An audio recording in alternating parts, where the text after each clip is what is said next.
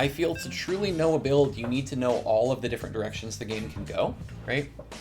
And so if I do different stuff, I'm just having the same problem except worse, because now I have the uncertainty of my opponent and the uncertainty that I'm introducing to the game. This is why I always advocate for people vetoing maps, unless you're trying to play in tournaments. I don't see the advantage to playing a bunch of maps. There's a very clear advantage if you are going to play in, you know, like community organized tournaments and whatnot. Because you don't want to get hit with a map that you've never played. I've actually had that happen at a charity event once and it did not feel good. But if you're just a ladder player like me, creating as much possible consistency as you can is, I think, the way. Why did I do that? I don't know. We don't have enough minerals. I thought I had 2 cube. I thought I over-queued probes and then I canceled one. Tiny macro hookup though, it's not going to be a huge deal. Not a huge deal. This is Zerg. Let's bop him.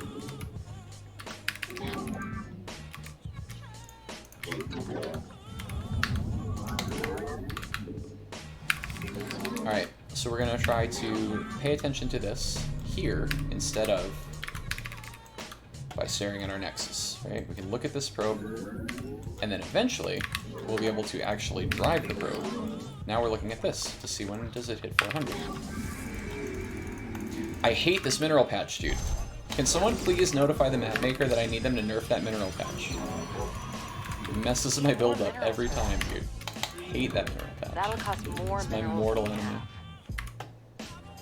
have. We don't have enough minerals. Please nerf minerals, dude. That'll cost more minerals than...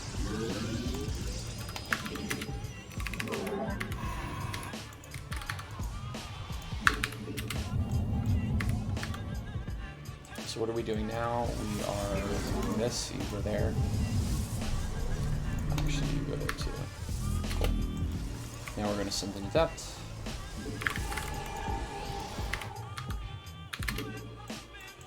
And then this probe that's coming home is going to build the Silver Legs upgrade building. We need more Vespene. And then go work here. Make an adept. More minerals for them. We don't have enough minerals. Copy this. Shade her across. We need to remember to shade her again. More minerals for that. Remove this rally, and we need to crown here.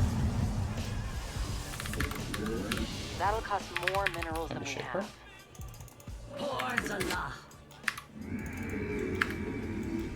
Uh-oh. That's a problem.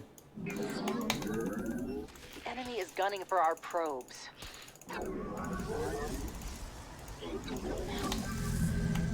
The firstborn shall persevere. Let your will be. We serve. We need to scout, but I need to get my build We don't together have enough first. minerals. That'll cost more minerals than we have. It shall be done. Roaches already? Okay, 2-base roach thing. Shall be reclaimed. Let's prioritize getting this immediately. Give us your command. Glory to the Daylong. And then we said we weren't going to lose the adept. We are of one mind. We are going to lose her here because I need to pull opponent back in my We time. serve with pride. Let none deter us. Come. Glorious Research complete. combat is upon us.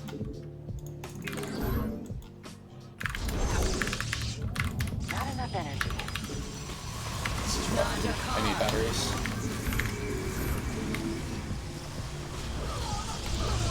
Really?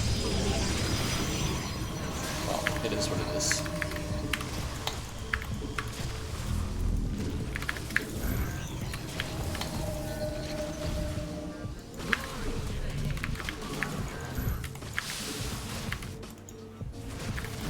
The firstborn shall persevere. Upgrade is ready for use.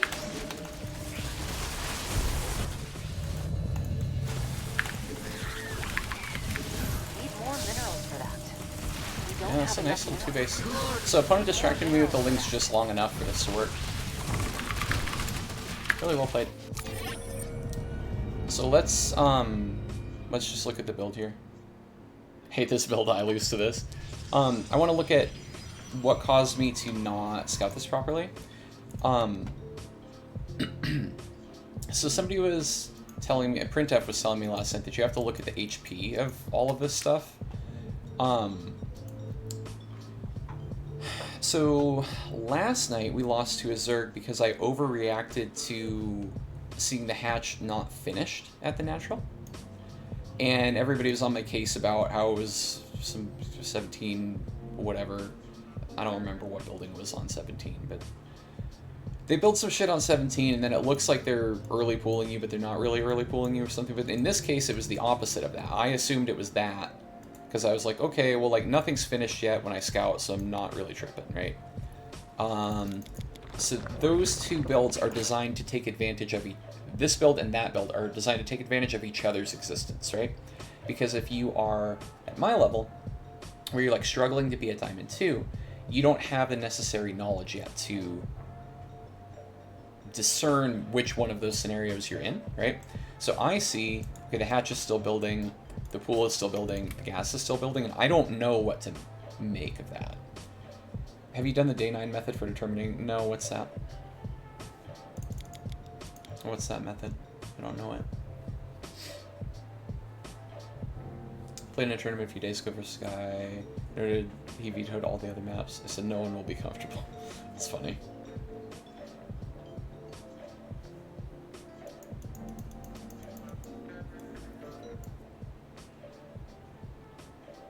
Go to a custom alone, take a notepad, try a few variations. Ugh. I have to care enough about playing as the other races to understand that, though. It doesn't feel like fun gameplay. So this is a pool first. And the pool is made on 17. This is exactly the thing. This is exactly what chat told me last night wouldn't kill me. Hold the phone. Wait, what? Last night, I took a bunch of shit from Twitch chat for overreacting to a 17 pool. I'm making a highlight. I dropped myself a stream marker so I can show Printf the game that he caused me to lose. Oh no, dude. Oh my god. The worst. The worst feeling. Oh, you hate to see it. Okay, well, I want to look, though, because when those couple of lings get in, right? Those couple of lings get in, and we complimented my response to it here, but while that was happening, I did have an adept sitting, like, at the doorway who could have been scouting, right? So theoretically, I could become a little bit more comfortable with the reaction that I had here, and if I were to do that, then I could do the scouting while that happened, right? And then we wouldn't get boxed. Then we would not get boxed. Sometimes I hear better players make blanket statements. If you do X build, you can't lose to Y build. That's assuming you can play. Yeah. It's interesting you say that, Pup, because Adraseth always gets in arguments with H-Jax, and it's that exact thing. Like, he's taking your side of it. And H-Jax's stance is always that, if you want to improve, you have to, like, do the high-level stuff. That's funny. We'll make the two of you fight over it sometime. Is there anything that I could have done here to prevent the links from getting in? Like, did I chrono knot at the right time? Or was there anything that slowed down my second adept? It's too late, is what I can see at that point. So what point do I... So I don't know how much of this, what I was just saying you caught work, but I was whining because last night I saw this exact opening, not up to the Richborn, but the pool timing, and I freaked out and I built a bunch of, like I built a Zealot and I built an extra gateway early, and I was like ready to hold the wall nice and tight. And then chat was like, hey, right, you've ruined your build. You messed everything up. This is a macro build. This is a macro build, and you overreacted to it. And so today I didn't overreact to it. So what is the correct reaction? Or what is the extra scouting that I need to do? Maybe that's the question we should be asking. Right? Because it looks like I did chrono her. Right? Yeah, I chrono her instantly. Do I have the adept queued? Yes. Okay. So the question then is, what additional scouting could I have done? Xenodactyl with the host, thank you very much. Appreciate you. We're learning about how to not die to Zerg tricks. Even if you scout, you don't have enough? So then any Zerg who does this wins every game, is what you're telling me.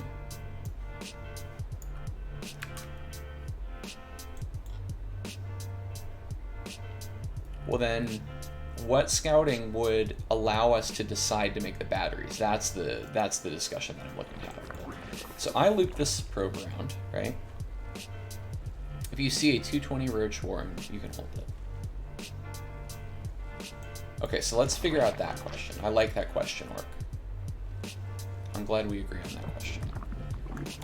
So I send a probe to go check for a third.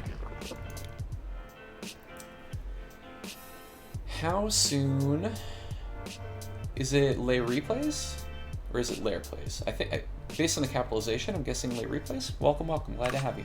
Welcome to the stream. Printf has batteries and the other guy's natural. It's hard to tell.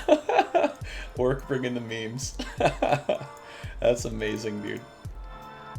Good luck tonight. Keep up the positivity. It's really an inspiration for me to learn from my mistakes. Hey, appreciate it, Captain Clutch. The energy from chat is helping too. You know, we're on a rough losing streak. I don't know that I've ever had this bad of a losing streak on stream before, but I'm still so charged up for the game because I'm learning from each of these games now, and I really wasn't before. I was kind of just doing my build, not paying attention to the information about my opponent, and winning or losing, my MMR was just fluctuating right around the same point. I want to get better, so if I lose some games because I'm thinking too much in game, I'm totally happy with that. So, okay, here's a thought, right? And chat, tell me if this is stupid, because I don't know. But I send this probe around the hatchery once, and then immediately to go check for the third, right? I'm your biggest fan. Hey, Dazer, thank you so much for the follow. I appreciate the support. I'm wondering if maybe I just do a second lap. If I just do one more go around here, because I think if I do that, the lings still aren't out, right? The lings still can't kill my probe. And I would, I guess, scout the third hatchery a little bit later, but I think it's a little bit less urgent to scout that than it is to scout kind of what's going on here. But I guess I wouldn't see anything, right? Like, because don't lings pop? Oh, they don't, huh? Here's a question that I should know the answer to, but I don't remember. If I'm in-game and I click on a larva, does it tell me what's in there? Or an egg, I mean? Obviously, there's nothing in the larva, duh. Can I click on an egg and know what they're making? You don't have enough info to know if it's raviolis. Rip, dude. Well, no. That's not what that's not where I'm going with this. Let me explain what I'm getting at here. I cannot. So what I was wondering is, because this probe, right? This probe is in my opponent's base, and it is allowed to be there until there are Zerglings, right? I don't want to lose the probe, really. But if I could know... You have to hope it's a ling that pops out, not an Ultralisk. Yo, Blizzard, you're ruining my immersion. There's no way that an Ultralisk would fit inside there. Please patch immediately. I need the patch to say scale Zerg cocoons to unit size. Okay, so I'm still looking for a way to find the right information that I need. How's this for an answer? If my opponent opens 17 pool, I will sacrifice the first probe. Is that a solution? Or will Printf be on my case about that when he comes back to chat and sees me do that one? Because that's the only other idea I have here. I don't know what other tweak to make. And by the way, just a caveat here. I'm saying these things, and I'm saying I'm going to make X change, and you're going to see me not do it. I'm going to forget by the next time this comes up, and I'm going to screw it up. And after I do that about 8 or 9 times, then it's going to appear as a focus goal, and then we will hopefully have it. This is like a non-scoring PvZ because we didn't live long enough, right? I got sick of losing to this all the time. And ... waiting with bated breath. It's gonna be a Protoss. It's gonna be a Protoss. They're gonna do something weird. Oh, it's a Terran. It's Chris. Okay, we're gonna cannon rush Chris here. Poor Chris. Poor Chris. Press F to pay respects. Need more minerals for that. This one is going to be That'll out cost by more Elizabeth. minerals than we have. We don't have enough. Need more minerals for that. We're going to go there. We don't have enough minerals. That'll cost more minerals than we have. I re-scout at 220, 230 every time I leave. Interesting. So you just hide the probe. You just hide the probe and then I think we need more pylons. Need more minerals for that. bring it in after the links are gone, basically. That makes sense.